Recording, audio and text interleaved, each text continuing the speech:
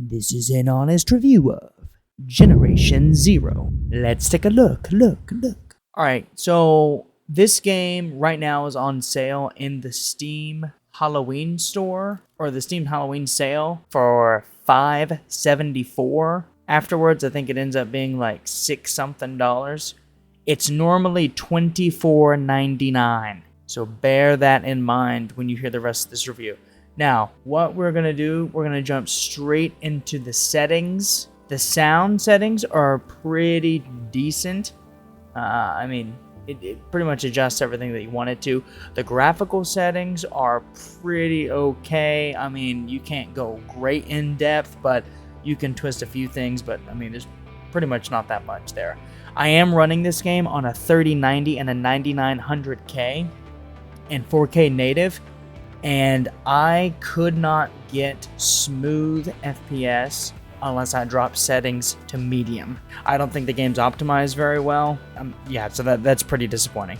Now, straight off the bat, I'm gonna say I was getting crashes pretty frequently. Actually, according to Steam, I only played about 2.9 hours, and I bet the game probably crashed about 5 times. Granted, one of those times was while I was using MSI Afterburner for the overlay, and it didn't like that, so I turned that off. I never got that crash again. However, just for optimization purposes, I don't know what's wrong. I can't speak for anyone else if they haven't gotten any crashes, but I can say my game was crashing pretty frequently, which is why I stopped the recording, or I stopped playing so soon. So bear that in mind as well. Okay, so the story is you are a lone wanderer kind of deal.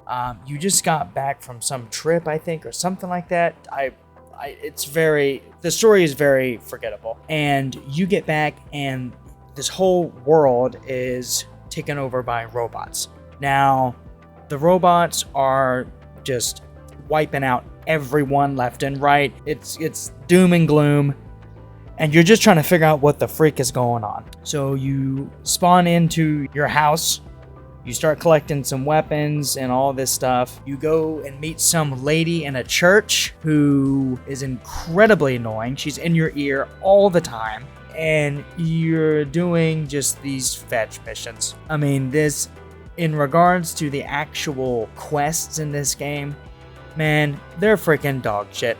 I mean, it's just go here, do that, collect this, open that door, see if it's garbage. Now, the gunplay is pretty decent. It's not awful. When you shoot certain guns, they sound really meaty, like the shotgun, for example. It's not super meaty, it doesn't have a big thump, but the sounds of the guns, I don't know what they did while they were recording the sounds or putting in the sounds, but they're really loud in a treble kind of way. I wanted more bass, I wanted more thump whenever I was shooting certain guns.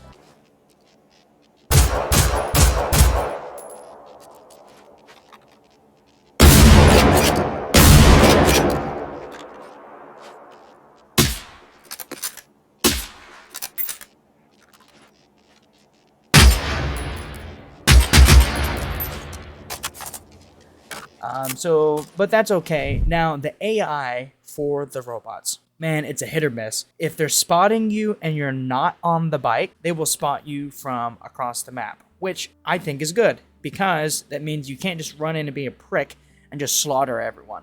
However, when you are on the bike, you're pretty much invisible. They will hardly see you. I mean, you can see right here in this clip, I'm literally making circles behind this guy. I mean, I'm dancing on my bike right behind this guy, and he has no idea that I'm there. But as soon as I get off and I start walking around, he knows. I mean, that's bullshit. I mean, are you serious? You're telling me you can hear my feet walking, but you can't hear a mechanical device freaking doing 180s behind you? I mean, okay, game. Now, when you are slaughtering them, they do seem to react pretty decent. Some robots are more, they'll just run in and just try to rip your throat out, while other ones will hang back and try to pop you with their machine gun, while you're running around doing your thing. So you kind of have to be, you have to be strategic. Like this scene right here, I was just working on one of the missions, and I ran up into a group of these robots. This one big beast, and I mean, I actually had to work for it. Now, one thing, just a side note, when you're taking damage, your health doesn't regen, thank goodness. You have to actually take medkits to get your health back, which is a nice touch. I'm sick and tired of having regen health. It's unrealistic and it's garbage. Now, during this fight, you can see, I'm having to pull back. I'm having to do retreats. You have to keep track of the robots because the game doesn't show you any markers of where they are. Now, I'm pretty for sure you can tag with the binoculars, which is bullshit. Don't use it because it completely takes away from the oh shit moments. For example, I'm pretty sure, like as you saw at the beginning of this clip here, I just ran up on this group of them and it was on. And I can promise you whenever this happened, I jumped in my chair. So, those kind of moments are really neat when you're scouting out areas like this, or just any of the areas in the game. It's nice, because that there's a level of threat. You can't just go in and just annihilate them. Now, most of the robots have some sort of weak point when you're shooting them. However, it doesn't glow. It took me probably like the first hour to figure out that if you shoot the tank on certain robots, it'll blow them up and one-shot them. It doesn't glow. There's no sort of x-ray vision. You can't see through walls. It's very nice when you're fighting and actually doing the scouting and all that. Now, moving on to the crafting. The crafting in this game and just the ammo types in general, I think it has a nice touch. Now, a lot of times it's unrealistic wandering around the world trying to find supplies. I mean, it's kind of bullshit. You'll open up the roof of the hood of the front of a car and you find a freaking propane tank shoved in where the engine should be, or you'll find compressed air. I mean, that's a load of bullshit. Or you'll open up a toolbox and you'll find a propane tank in there. I mean, what? Are you kidding me? That sort of breaks immersion a lot. But the crafting in general is nice.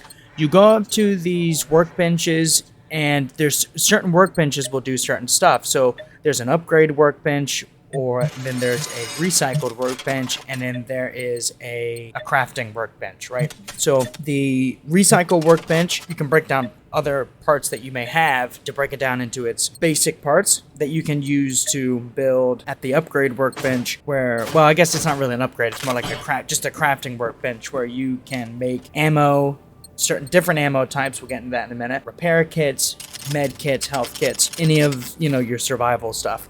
And then there is the clothing workbench, which is where you use blueprints, which there is an army load that you have to find the actual clothing item, and then you find the schematic to make it.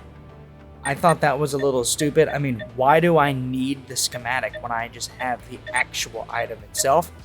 I mean, that's fucking stupid, but to me, it wasn't a game breaking. It was just a nuisance that wasn't like that big of a deal. So as you break down items from the recycle bench, you can use stuff to craft all of that. And it's nice, it kind of gives you, kind of like in Fallout 4, how you're just wandering around and you're picking up everything because you can use everything in the game to do everything. Everything has a purpose.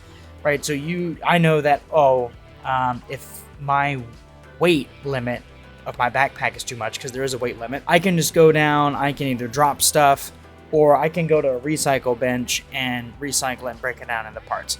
So that's nice. Now, the one thing that I don't like is they throw an army's worth of supplies at you. Now, I was playing this game in hard, and at one point, I'm not making this up, at one point I had 110 first aid kits. I mean, what the 110 first aid kits. I mean, what's the point in crafting them if I have so many thrown at me? Now, there was one battle where I was glad I had that many because I used about 40 to 50 of them, but still, I mean, you don't need that many, and if you're gonna give me that many, why do I need to craft it? It's sort of like that with the handgun ammo. I never seem to run out of handgun ammo, but yet at times I was struggling to find a good amount of shotgun ammo, which I feel like that's how this is. This game really sets you up. You want to feel like you're surviving. Instead, I felt like I was thriving. I mean, it's on edge enough seeing the robots, but I think it would have been a lot better if I could also felt like, oh shoot, you know, I'm constantly on the struggle. And that would have been nice. This game is obviously set up for multiplayer. It's designed for you to play with other people, or maybe your buddy or something. You can see that just in the design of the game itself. However, you can also see in the perks. Certain perks are, they literally says, you know, revive faster, or it's interactions between you and someone else that you're playing with. So, you know, that's nice. Now that does get into the perk system itself. The perk system itself, I don't think a lot of these perks needed to be in here. I don't think a lot of I don't think there should have been any perks at all. I mean, some of them are, you know, you'll find more bullets while looting, or you'll find more crafting materials while looting. I mean, that's bullshit. If I go and loot a container of bullets, and there's 10 9mm rounds, but if I put this perk now, it gives me 15. Okay, well, how does that work? You know, it kind of breaks immersion a little bit. There's a lot of immersion breaking things in this, and that was one of the problems that I had. So overall, this isn't like a really in-depth review of this game. It's just, do I think you should buy it or not? I can say right now, at $574 currently, at its discounted price, yeah, I think it's worth buying. At its MSRP of $24.99, I mean, I just don't think it's worth. But then again, with all of the crashes, I mean, that could have just been my rig, but I can only speak for myself. So, you know, if you want to take that risk at it crashing that much, you know, I guess you could throw $6. But it's definitely not worth $25 with the experience that I had. So yeah, there you go, guys. Hope you enjoyed, and we'll see you in the next one.